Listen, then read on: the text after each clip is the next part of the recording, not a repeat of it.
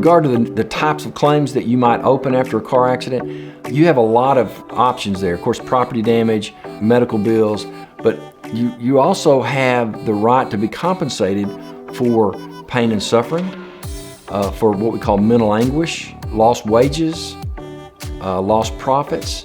And then usually element of damage that is allowed is just the injury itself.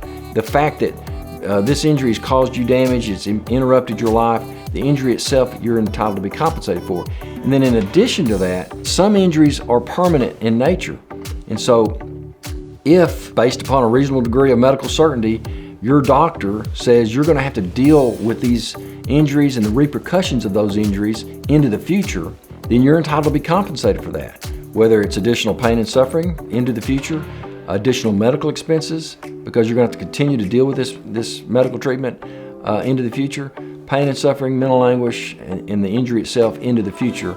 Those future damages have got to be proven. And the way that's done typically is for your doctor, based upon a reasonable degree of medical certainty, this trained professional, it's his opinion that you're going to have to deal with these things into the future. And if that's the case, then it's compensable and you're entitled to be compensated for it as part of your overall damages. And typically these claims are settled with an insurance company or a party that was at fault.